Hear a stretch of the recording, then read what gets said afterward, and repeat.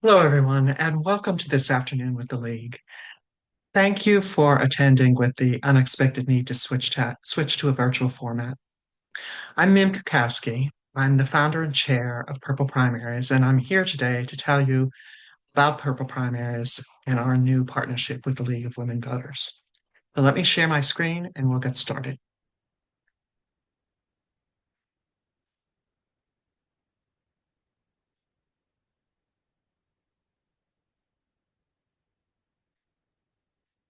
Okay. A recent Johns Hopkins poll concluded that fully 84% of Americans now believe that our democracy is in crisis, that our politics are badly broken by extreme division. The pat explanation for those circumstances is that we're just deeply divided as a people, but that doesn't really hold up to closer scrutiny. There is a structural cause of this dysfunction, a surprising new reality, which is that small numbers of primary voters with extreme views on both the far right and the far left now actually determine who gets elected to Congress. Primary voters, not general election voters. Purple Primaries is a new type of information campaign to raise awareness of this shift, to spark broader participation by voters across the political spectrum in congressional primaries to fix this dysfunction. I'm going to try to answer four basic questions in this presentation. First, how and why have primaries become so critical? What are the consequences of this shift? Can this dysfunction be fixed? And how can you get involved? So, to the first question. Two developments over the last several decades have now made primaries all important. The spread of gerrymandering and the extreme fragmentation of our media as a result of cable, broadband, and the internet. Gerrymandering of district maps is now so widespread that only 10% of House races were considered competitive in 2024. Since gerrymandering all but guarantees general election outcomes, whoever wins the primary of the favored party is the de facto ultimate winner in the House. But here's the real kicker. The voters who turn out for primaries are a very small slice of the electorate, only about 10% of eligible voters. And most importantly, they are the most extreme and exceptionally uncompromising on both the right and the left. This rigidity is, of course, fueled by our fragmented media. People can now watch highly siloed channels that serve to reinforce their beliefs with emotional content designed to bait, hook, and enrage them. Despite their small numbers and unrepresentative profile, these are now the voters who actually determine who gets elected to Congress. As a result, members of Congress are most beholden to these fringe voters. This new reality has very negative consequences. It creates hyperpartisanship that makes Congress all but dysfunctional. It prevents important initiatives from being legislated despite broad public support. It enables the threat of being primaried out. And this is very important, and this is how this works. If an incumbent steps out of line, that party can reliably eliminate that incumbent in the primary by running another more extreme candidate with a short appeal to these primary voters. This makes members of Congress very reluctant to oppose any executive branch abuses of power. In other words, the primary out tactic destroys Congress's ability to act as a check and balance protecting our democracy. And finally, this dynamic makes party agendas increasingly extreme to appeal to the voters who give the parties all this power. In short, we have a hot mess. Can this dysfunction be fixed? There are existing primary fix efforts that are focused on changing state rules to allow ranked choice voting in open primaries, but they've had very limited success. They have to go state by state and get the legislatures to approve these changes. And the state house incumbents are advantaged by the current rules and very rarely vote against their self-interest. But there is a more straightforward solution. Get more voters across the entire political spectrum to vote in congressional primaries to dilute the extreme vote. And I would argue that this will be much easier than it sounds for several reasons. The first is this is a simple information problem. Research suggests that very few Americans understand how critical primaries have become to electoral outcomes. The same research says that just understanding the issue would motivate action. The basic reason people don't vote in primaries, people who otherwise vote regularly in general elections, is that they believe the primaries are unimportant. So just understanding the issue would motivate action.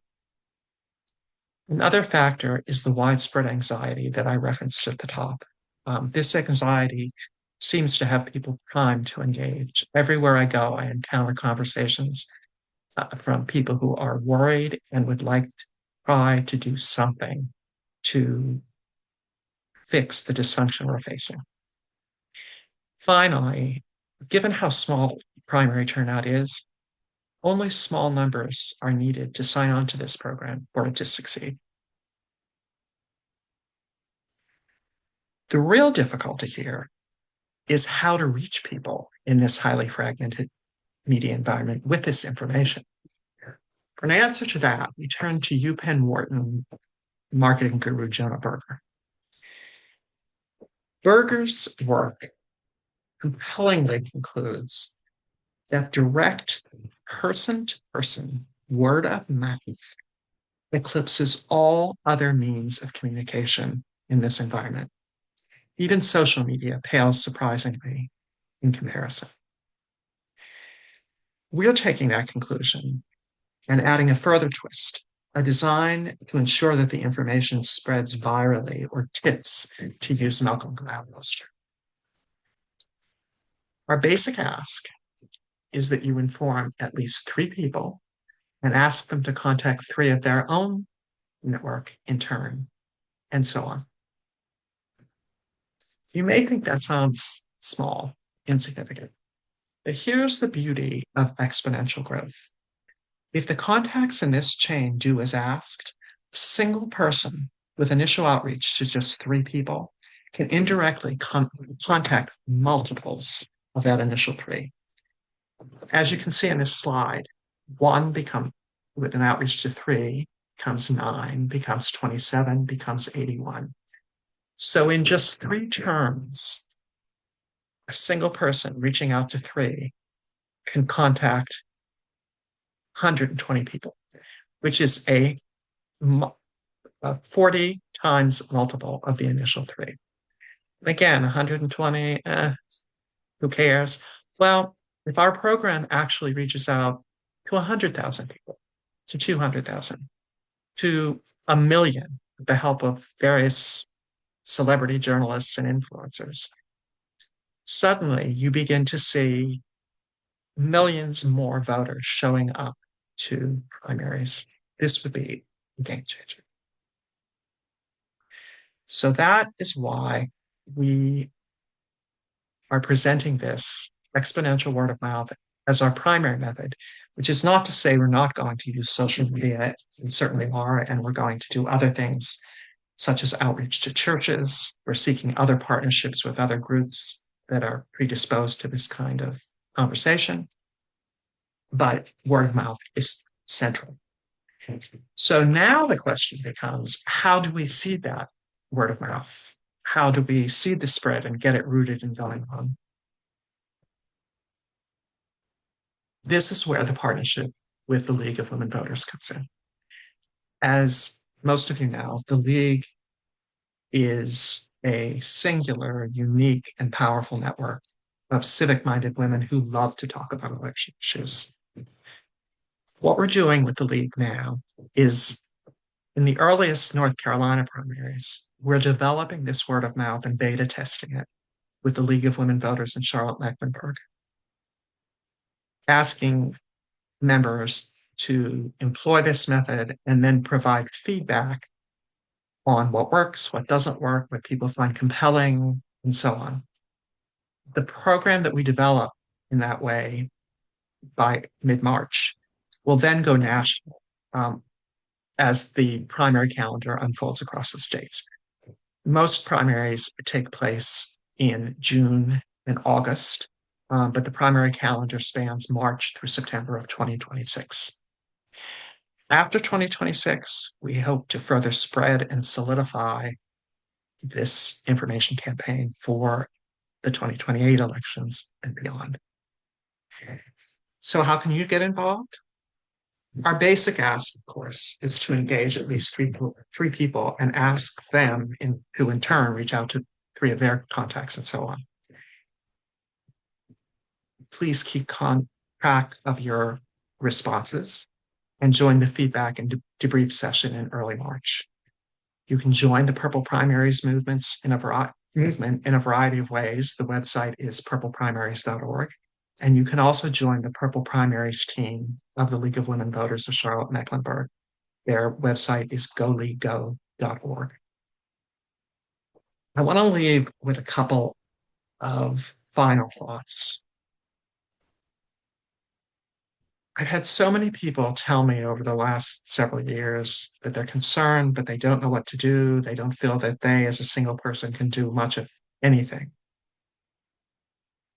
This Purple Primaries program will greatly magnify every single action you take and collectively, cumulatively, could make a difference.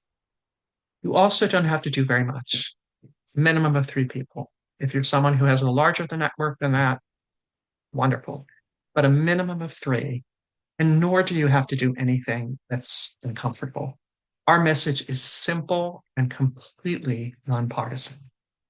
Primaries are now critical to our politics. Vote in primaries. That's the message. That's it. And if you're uncomfortable at all with going through all these details, there is website information and video information that you can direct people to convey the details. Finally, what I would say is I firmly believe knowledge with purpose changes the world. That may sound naive, but I have seen it work too often in my life to discount it. We believe that Purple Primaries has the power to change our collective future for the better. It can unlock Congress to deal with the challenges of our times. It can neuter the primaried out tactic that endangers our democracy. It can counter the division that only hurts our national prospects. Please join us. With that, I'm going to stop the recording and take your questions. Thank you very much for your attendance.